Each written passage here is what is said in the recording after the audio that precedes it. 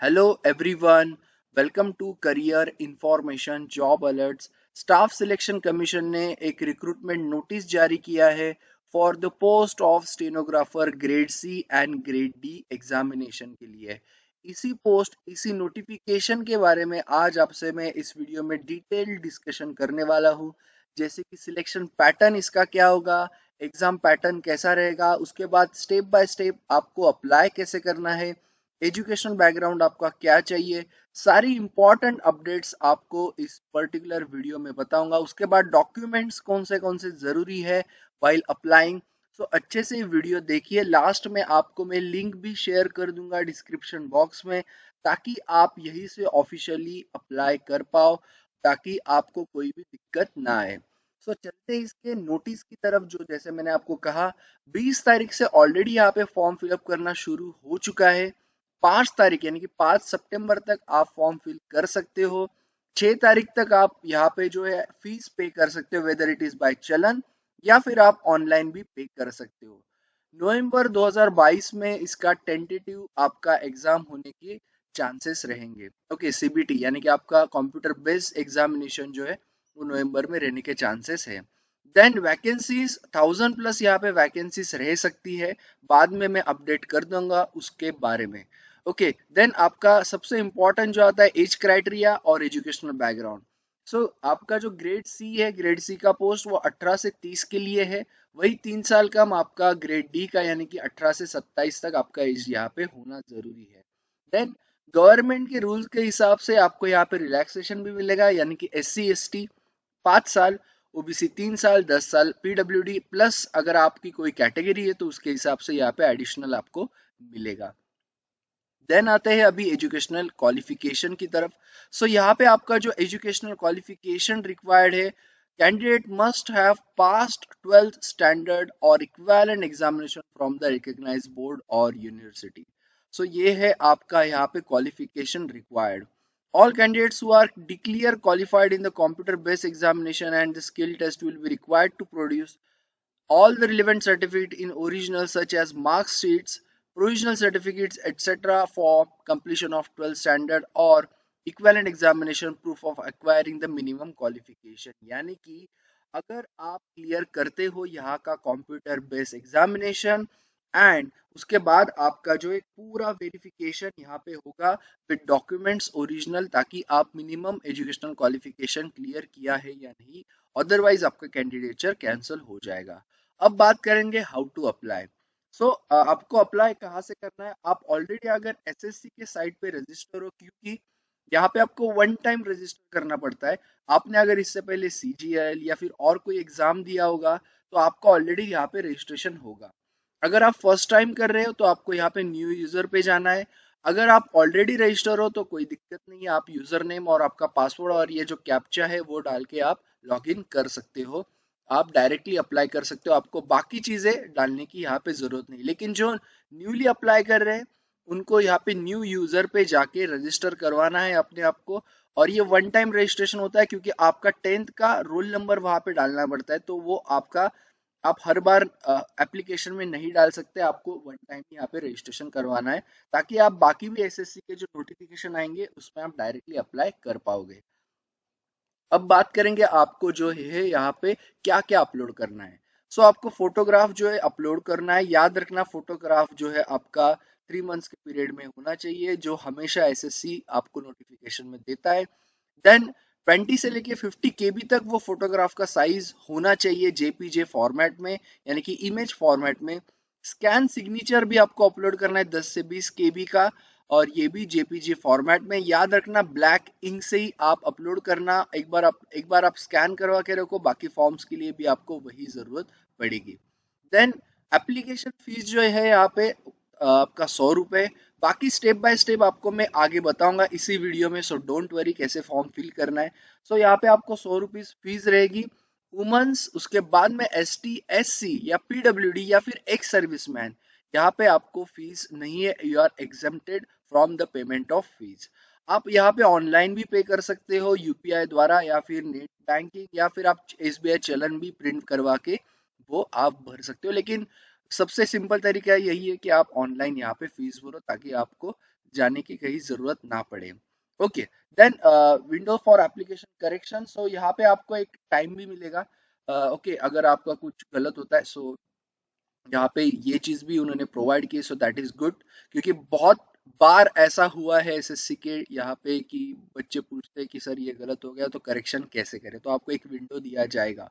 Centre of examination, जैसे कि SSC हर एक रीजन वाइज एक्ट करता है, तो आपको रीजन वाइज आपका जो रीजन रहेगा वहाँ के सेंटर्स आपको डालने हैं। जैसे कि सेंट्रल रीजन है, बिहार और उत्तर प्रदेश के कैंडिडेट्स वहाँ पे इन सिटीज में डाल सकते हैं।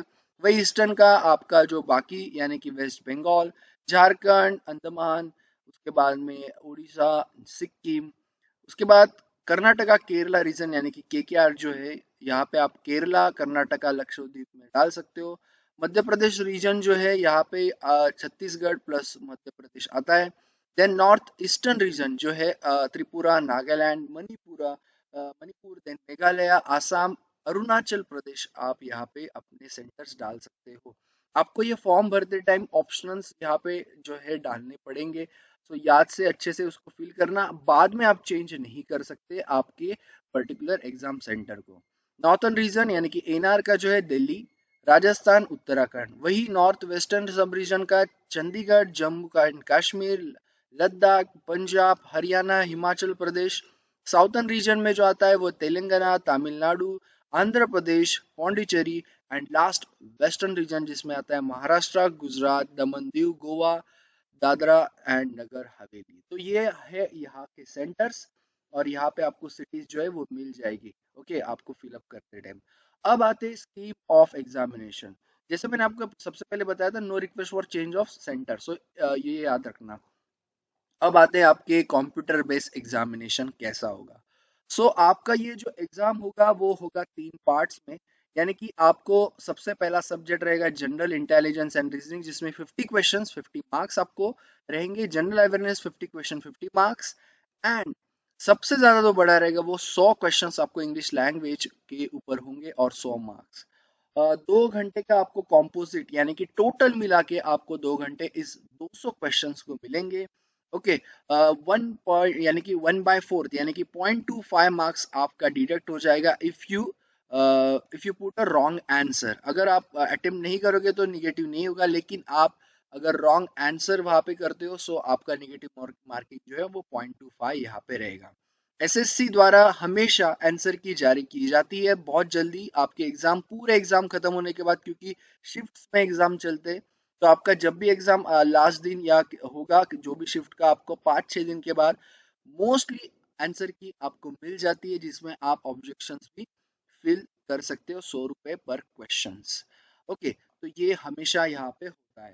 देन और एक चीज मैं आपको बता दूं, एसएससी में कभी भी आपका सेक्शनल कट ऑफ नहीं होता है। यानी कि आपको जो है ऐसा नहीं कि आपको सेक्शन वाइज यहाँ पे कट ऑफ होगा, आपका ओवरऑल कट ऑफ आएगा, फिर आप उसमें अपने हिसाब से अटेम्प्ट्स कर सकते हो। और एक चीज, नॉर्मलाइज कोर्स हमेशा एसएससी में अभी ज्यादा मैटर करते हैं, ज्यादा इफेक्ट करते हैं। अगर आपने कोई एग्जाम दिया होगा, अगर नहीं दिया तो मैं बता दूं, आपका जो स्कोर रहेगा वो रॉ स्कोर रहता है, उसके बाद उसको नॉर्मलाइज किया जाता है as per the equi percentile, जो एक मेथड है नॉर्मलाइजेशन का। क्योंकि शिफ्ट वाइज एग्जाम होता है, वही चीज यहाँ पे लिखी हुई है, और उसी के हिसाब से आपका final merit and cut off यहाँ पे प्रेजेंट किया जाएगा, यानी कि आपको मिलेगा। देन बात करेंगे सिलेबस की। सो जनरल इंटेलिजेंट रीजनिंग का आपका वही सिलेबस जो है नॉर्मली जो रहता है, रीजनिंग का verbal and all that, non verbal. Then उसमें आपके सिमिलरिटीज, एनालॉजीज, विजुअल मेमोरीज होंगे, मिरर होंगे। तो बहुत सारे ऐसे क्वेश्चंस होते हैं, आपको इसके मॉक्स भी मिल जाएंगे, टेस्ट आप जाके दे सकते हो। जनरल अवेयरनेस का खैर बताने की जरूरत है नहीं। अब बात करेंगे इंग्लिश की, तो इंग्लिश में भी आपको जो है grammar, sentence structure, synonyms, antonyms, vocabulary, grammar, error detection, इस प्रकार के आपको क्वेश्चन, 100 क्वेश्चन यानी कि बहुत ज्यादा क्वेश्चन आपको रहेंगे। अब बात करेंगे आगे के ऊपर। So the candidates who are shortlisted in the CBE यानी कि computer based examination will be required to appear in the skill test for stenography. यानी कि आप जब कंप्यूटर बेस्ड एग्जामिनेशन पास करोगे, आपको स्किल टेस्ट को यहाँ पे देना पड़ेगा, क्योंकि स्टेनोग्राफी का आपको स्किल टेस्ट यहाँ पे देना जरूरी है, और आपको ये क्वालिफाई करना भी जरूरी है। अदरवाइज आप कितने भी मार्क्स लाओ कंप्यूटर बेस्ड एग्जामिनेशन में, आप यहाँ पे डिस्क्वालीफाई हो जाओगे। So candidates will be given one dictation for 10 minutes in English or Hindi at the speed of 100 words per minute for the post of stenographer grade C, वही 80 words पर minute for the post of grade D. तो याद रखना दोनों के लिए अलग अलग है। अब यहाँ पे ये भी दिया हुआ है English Hindi for the D and C. So अगर आप ग्रेड डी इंग्लिश के लिए हो, सो टाइम ड्यूरेशन आपको 50 minutes and time duration for the candidates eligible for the scribe ये भी दिया हुआ है। वही बाकी हो हिंदी के लिए 65, आपका इंग्लिश के लिए जो ग्रेड सी का है 40 एंड वही हिंदी के लिए ग्रेड सी का 55। तो ये चीज आपको याद रखनी है। आप अगर स्किल टेस्ट जो है वो क्लियर नहीं करोगे तो मैं आपको वही बता रहा हूँ कि आप डिस्क्वालीफाई हो जाओगे। So the skill test will be held at the commission's regional offices और एट अदर सेंटर्स, तो वो बाद में आपको इंटीमेट किया जाएगा। Okay, then detail instruction if any regarding skill test will be provided by, आपका जो रीजनल ऑफिस रहेगा वो आपको कर देगा। सो डोंट वरी, पहले आपका सीवी होगा उसके बाद आपको डिटेल में यहाँ पे सब मिल जाएगा। Okay, then admission to examination, so आपका एडमिट कार्ड आएगा। जैसे कि एसएससी का फॉर्मेट ऐसा होता है, आपका पहले पहले स्टेटस पता चलता है आपका फॉर्म एक्सेप्ट हुआ या नहीं, उसके बाद आपको सेंटर पता चलता है और ठीक 5 दिन पहले आपको आपका एडमिट कार्ड जो है वो लिंक से मिल जाता है डायरेक्टली, और आपको मेल भी आ जाएगा, डोंट वरी। सो उसमें कोई दिक्कत नहीं। और नवंबर में है तो आपको अक्टूबर के एंडिंग में स्टेटस पता चल जाएगा अगर नवंबर में एग्जाम होता है। डॉक्यूमेंट वेरिफिकेशन के बारे में मुझे नहीं लगता ज्यादा बताने की जरूरत है। आपके सारे ओरिजिनल डॉक्यूमेंट्स लेके जाओ, जो जो चीज के लिए आप एलिजिबल हो वो सारे आपके साथ रखो। वही सारी चीजें आपको जरूरी बाद में पड़ेगी, वरना आप डॉक्यूमेंट वेरिफिकेशन में भी रिजेक्ट हो सकते हो अगर कोई डॉक्यूमेंट मिसप्लेस होगा या फिर आपका कुछ एजुकेशन का इश्यू होगा। मोड ऑफ सिलेक्शन, अब ये मिनिमम क्वालिफाइंग मार्क्स होते हैं कंप्यूटर बेस्ड एग्जामिनेशन के, यहाँ पे दिए 30% UR, 25% OBC EWS, 20% SC ST. लेकिन ये जो है ये सिर्फ क्वालिफाइंग मार्क्स है। अगर आप इतने लाते हो तो ऐसा नहीं कि आपको स्टेनोग्राफी का जो स्किल टेस्ट है उसके लिए बुलाया ही जाएगा, ऐसा नहीं होता है। कट ऑफ्स लगते हैं नॉर्मलाइजेशन के बाद। ये मुझे उतना फर्क भी नहीं पड़ेगा कि आप 30% लाओ 25 पर, क्योंकि उसका कोई भी मतलब नहीं है अगर आप कट ऑफ क्लियर नहीं कर पाते। So focused on the cutoff and focused on to get the maximum marks, not only 30%, 25% and 20%. Now, skill test is mandatory but qualifying nature। जैसा मैं आपको पहले से बता रहा हूँ कि स्किल टेस्ट हमेशा क्वालिफाइंग नेचर होते हैं, उसके मार्क्स नहीं पकड़े जाते हैं। लेकिन अगर आप उसमें डिस्क्वालीफाई होते हैं तो आप रिजेक्ट हो जाते हो। The commission will fix category wise qualifying standards in the skill test for each post. The candidates who qualify the skill test will be considered for the final selection on their, यानी कि अब मैं आपको एक बार format बता देता हूँ। आपका सबसे पहले कंप्यूटर बेस्ड एग्जामिनेशन होगा। अगर आप उसको क्लियर कर लेते हो तो आपको स्किल टेस्ट के लिए बुलाया जाएगा। आप अगर स्किल टेस्ट क्वालिफाई कर लेते हो तो आपका सिलेक्शन जो है वो आपका सीबी यानी कि कंप्यूटर बेस्ड एग्जामिनेशन का स्कोर होगा उसके हिसाब से, मेरिट लिस्ट के हिसाब से आपको बुलाया जाएगा। ओके, यानी कि आपको दोनों चीजें याद रखना है, ये क्वालिफाई करना है उसमें और सीबीई में सबसे ज्यादा मार्क्स लाने हैं, यानी कि मैक्सिमम स्कोर करना है। Once the candidate have been allotted first available preference as per their merit, they will not be considered for any other option. Okay, ये चीज भी याद रखना अलॉटमेंट के टाइम पे। ओके, देन यस, जो आपके कम्युनिटी यानी कि S C S T, OBC, W S, E S M and PWD, अपने अपने कैटेगरी के हिसाब से आपको मेरिट लिस्ट बनाया जाएगा और उसके हिसाब से आपको बुलाया जाएगा जिस तरह से वैकेंसीज रहेगी। अब आते हैं टाई केसेस पे, क्योंकि यहाँ पे आपका सिलेक्शन सिर्फ कंप्यूटर बेस्ड एग्जामिनेशन पे ही होने वाला है, तो यहाँ पे पॉसिबिलिटी है कि आपके टाई होने के चांसेस हो सकते हैं। तो अगर टाई होता है तो क्या यहाँ पे पकड़ा जाएगा? So following on one another, one after another, marks in part one यानी कि जीआई एंड रीजनिंग। अगर आपकी टाई होगा तो आपका पार्ट वन के कंपेयर किए जाएंगे, जिसके ज्यादा उसको चांस। अगर वो भी सेम होंगे तो जनरल अवेयरनेस को पकड़ा जाएगा। वो भी सेम होगा तो ओल्डर कैंडिडेट्स यानी कि डेट ऑफ बर्थ के हिसाब से। अगर तीसरी कंडीशन भी सही होती है, ये बहुत कम होता है, पहले कंडीशन हो सकती है, दूसरी तीसरी चौथी बहुत मुश्किल है, फोर्थ वन जो है वो अल्फाबेटिकल ऑर्डर वाला आपका रहेगा। ओके, तो ये भी जरूरी है। Then commission decisions will be final, ये सारी चीजें तो होती है जहाँ पे भी आप एग्जाम देते हो, गवर्नमेंट सेक्टर्स में या प्राइवेट सेक्टर्स में भी ये आपको चीजें पता चलती है। अब आते हैं आपको फॉर्म कैसे फिलअप करना है, जो मैं आपको स्टार्टिंग में बताया था कि मैं आपको स्टेप बाय स्टेप यहाँ पे बताऊंगा। आपको वन टाइम रजिस्ट्रेशन करना है, जो भी बच्चे अब तक रजिस्टर नहीं किए। ओके, वहां पे मैं लिंक दे दूंगा आपको डिस्क्रिप्शन बॉक्स में, पीडीएफ भी का लिंक दे दूंगा मैं आपको डिस्क्रिप्शन बॉक्स में, दोनों लिंक, यानी कि यहाँ पे आपको न्यू यूजर पे जाना है। आपका 10th का यहाँ पे रोल नंबर जरूरी है, जो मैं आपको स्टार्टिंग से बता रहा हूँ, क्योंकि वो वन टाइम ही यूज होगा। वन टाइम रजिस्ट्रेशन आपको करना है। उसके बाद आपको ओटीपीज वगैरह आएंगे, वो आपको वेरीफाई करने हैं, मोबाइल नंबर और ईमेल आईडी, क्योंकि पूरा कांटेक्ट आपका उससे रहेगा। आधार कार्ड भी नंबर आपका यहाँ पे चाहिए। उसके बाद आपको क्या क्या चीजें भरनी है वो भी मैं आपको बता देता हूँ। आपको भरने ओके, मैं आपको डायरेक्टली उसके जो इमेजेस है वो बता देता हूँ। ओके, आपको आधार कार्ड पूछा जाएगा वहाँ पे। देन आपका जो है नेम आपको लिखना है। उसके बाद father name, mother's name, date of birth, आपका educational background, educational qualifications. Okay, then category आपको वेरीफाई करना पड़ेगा। नेशनलिटी, आइडेंटिटी मार्क अगर होगा वो भी आपका मैंडेटरी ही होता है। ओके, देन स्टेट्स एंड बाकी सारी चीज़ें आपको यहाँ पे पूछा जाएगा। एंड यस, ये सारी थी परमानेंट एड्रेस। ये था आपका पार्ट वन, अगर if you are not register, मतलब आप फर्स्ट टाइम रजिस्टर कर रहे हो तो। अब आते हैं पार्ट टू की ओर। आपको जो फोटो है वो अपलोड करना है, 20 से 50 केबी के अंडर आपका होना चाहिए। याद रखना। Okay, not more than 3 months old, ये जो मैं आपको बता रहा हूँ हमेशा। 10 to 20 केबी का आपका सिग्नेचर होना चाहिए। Okay, log in with registration number and password जो आपको मिलेगा, और ये बाकी एग्जाम्स के भी लिए भी आपका ये चलेगा आगे जाके। अब बात करते हैं पार्ट टू में कैसे आप करोगे, क्या क्या चीजें आपको जरूरी है। कैटेगरी, उसके बाद वही सारी चीजें आपको यहाँ पे भरनी है।